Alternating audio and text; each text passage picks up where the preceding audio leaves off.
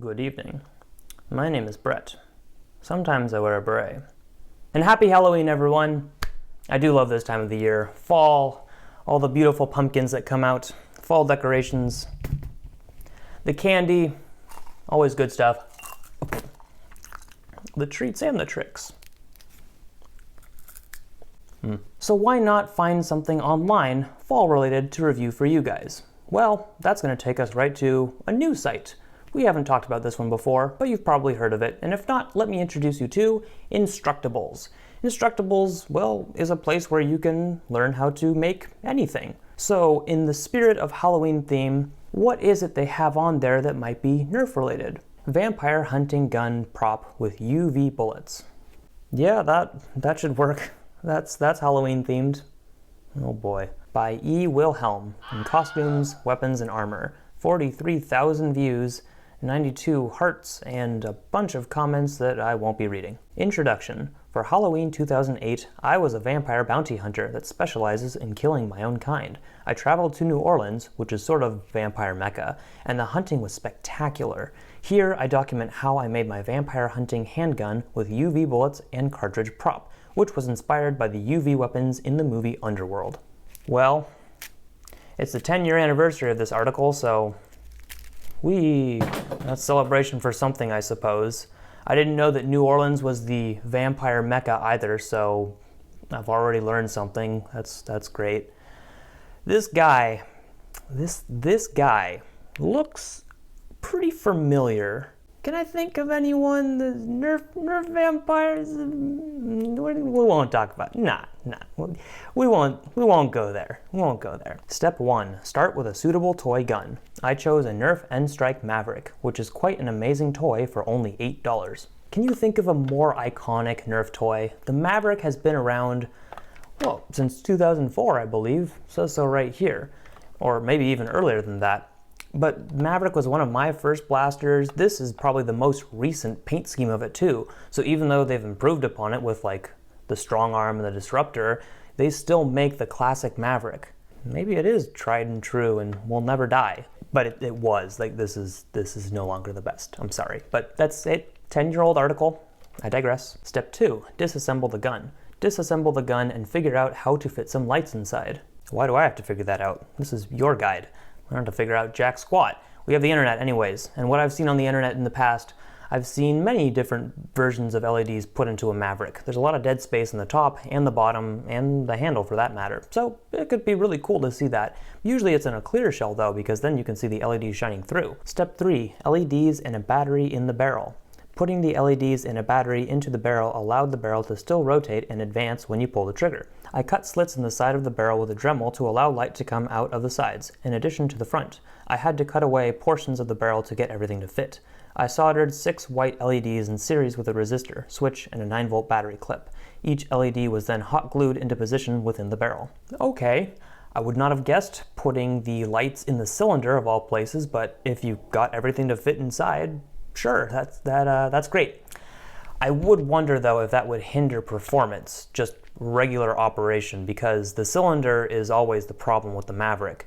When you pull the trigger on the Maverick, it rotates the cylinder to line up the dart with the plunger. If the cylinder is heavier, harder trigger pull, it might not work at a certain point too. But hey, if everything fit inside, great. Those gaping, uncovered slits in the side of the cylinder are maybe not ideal, but hey, if that's the look you're going for because you need some way to shine the light through the cylinder, not just through the front, I guess that'll have to work. Step 4. Cut the gun to fit a glow stick. Cut holes in the handle so that a glow stick fits into the gun like a cartridge. Do the revolvers take cartridges in the handle? I'm no gun expert, but I don't think they take cartridges in the handle. I think that's what the revolving cylinder's for.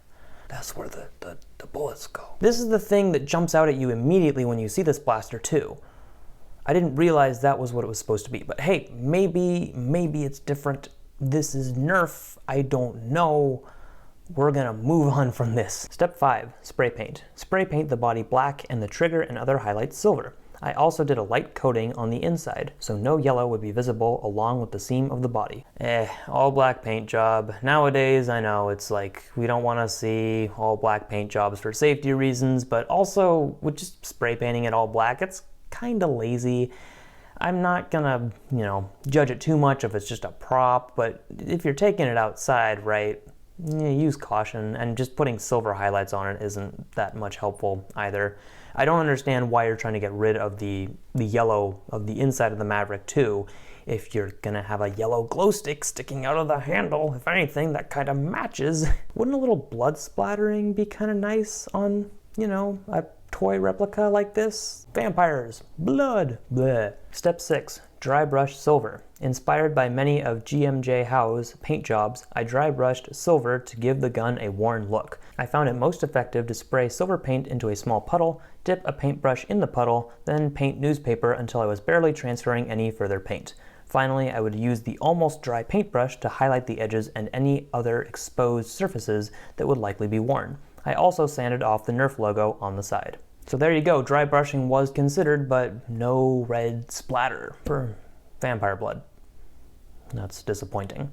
And also, just kind of looking at it again, the slide, the sanding on that, something just seems off. And I know I can't really judge based off of like my paint jobs because they're non-existent, but something doesn't flow well with the Nerf logo fully sanded off there. Step 7, reassemble the gun. Note how the barrel still rotates.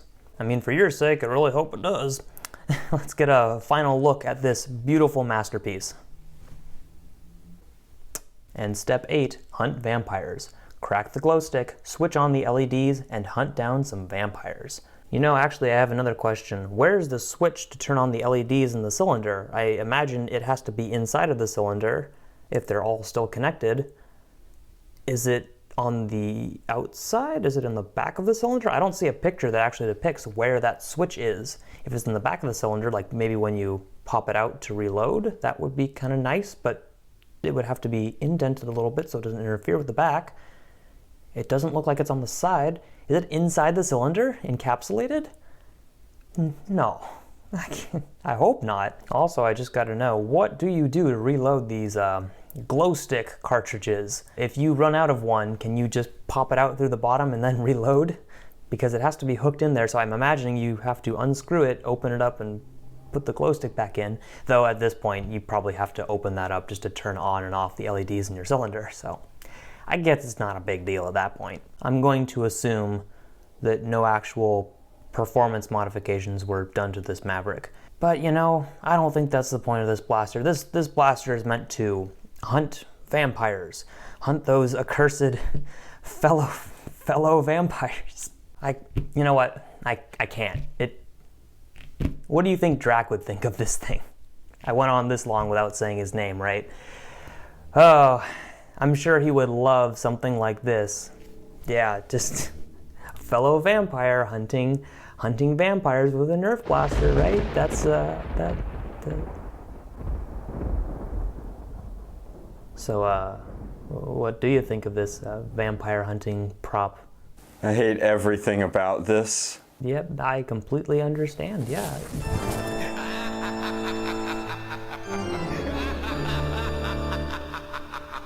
Well, that was pretty fun, wasn't it? I know it's not the most amazing blaster you've ever seen, but consider it was 10 years ago. The Maverick will never die, obviously. It's a nice little piece to remember, I'm sure. I'm sure we could also see better mods done today on a Maverick, but I don't think it's that offensive. A nice little creation, unless you happen to be a Nerf vampire. This one shouldn't scare you too much.